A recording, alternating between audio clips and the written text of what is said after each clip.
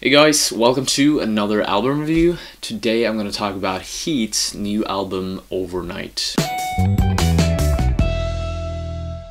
Heat is an indie rock band from Quebec in the US, and they create very alternative and shoegaze-inspired rock music. In 2013, they released their first self-titled demo tape. In 2015, they released their first EP, which was called Rooms, and that EP was really what made me fall in love with this band in the first place. I'll leave a link to that EP down below in the description if you wanna check it out, alright? It's really awesome. Now, about a week ago, they actually released their first full-length album, Overnight. And I have mixed feelings about this album, to be honest. It's an album that consists of 9 tracks. It takes in on a total of 35 minutes of runtime, if I haven't counted wrongly.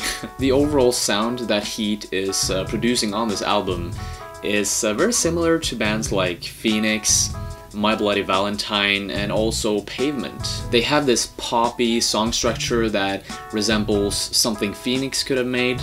They also have these sleazy, down-to-earth vocals, just like Pavement has. And the very dreamy and psychedelic guitar effects on songs like Still Soft and Long Time Coming will probably give you an instant flashback to the album Loveless if you are a My Bloody Valentine fan. The way that Heat put these clear inspirations together on this album both comes through in a very authentic way and sadly in a very inauthentic way. By listening to this album from start to finish, I get the impression that this is a band that is still in the process of finding their sound, of finding their authentic way of expressing themselves. The first 2 tracks, City Limits and Sometimes, are, you know, they're okay songs, but the thing about them is they do not provoke any thoughts or any feelings within me. They sound a lot like something I've heard before. I can't pinpoint exactly what it is, but it just sounds very inauthentic. It doesn't sound original, and that is what makes me feel like maybe this band is still trying to find their way of doing things. But as a contrast to these early, not so original songs, we have songs like Lush, Rosa de Lima, or Long Time Coming. All of these songs have these clear inspirations from bands like Pavement and My Bloody Valentine, but they managed to put it and sew it together in a very, very original and more of a laid-back way.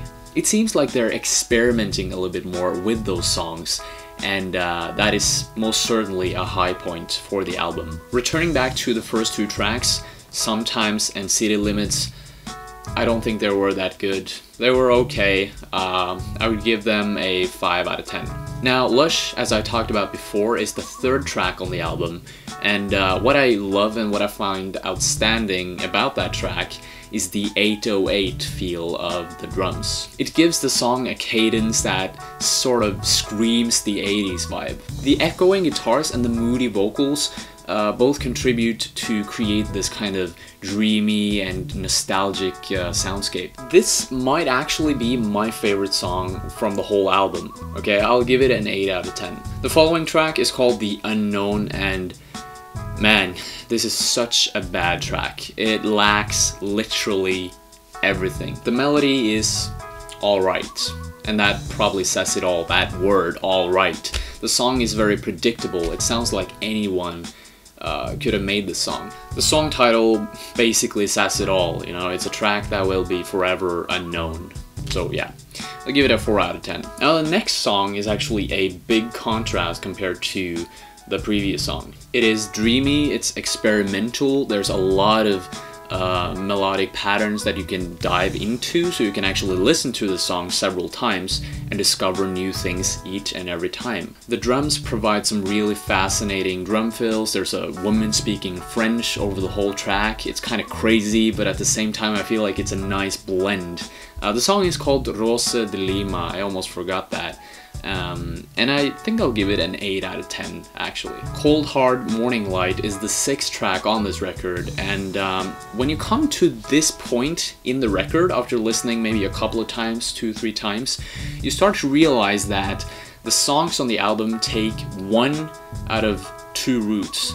They either sound very psychedelic, dreamy, more experimental, or they're more conformed, more traditional, and more alternative rock sounding. Alright, I just have to be honest, Cold Hard Morning Light sounds a lot like something the Arctic Monkeys could have made, and I feel like if Arctic Monkeys actually made this song, they would have made it so much better, and that is kind of sad, you know? I'd give this song a 5 out of 10. What I love, and what I just really love about this band is how they've kind of baked My Bloody Valentine, the inspiration that they got from this band, into their own style. And you can clearly see that on songs like Still Soft, which is track number 7, and Long Time Coming, which is track number 8. I was fascinated by the change of percussion in the end of Long Time Coming, and Still Soft just ends in this very drastic and shocking way. It really just leaves you wanting more. You have to give these tracks a listen. You can't go without them, okay? So I'll give both of these tracks an 8 out of 10. Chains is the last, the 9th track, and what really took my attention when listening to this track is how there's such a big space for all of the instruments to kind of play around. It has this very dynamic element to it. It starts out pretty calm, then it goes on to being very noisy, and then it silently kind of fades out in the end. It is definitely one of the tracks of the album that is the most coherent, where they bring forth a lot of original material to the table. I would give this song an 8 out of 10, and the whole album in general, now we've been talking about all of the tracks basically, I would give the whole album, I'm not sure, I'm either thinking a 6 out of 10 or a 7 out of 10.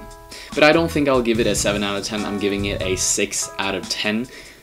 Purely because of the fact that I won't listen to this album from start to finish. I would rather just listen to the tracks that I like.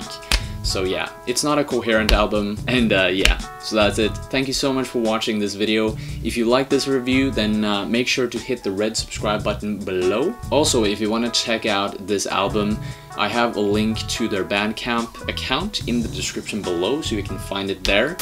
Alright, thank you so much for watching throughout this whole video, guys. I really want to know, what do you think was good and bad about this video? Please let me know in the comments below. That would really help me a lot to just improve my content, alright? So yeah, I hope to see you later. Stay tuned. Bye.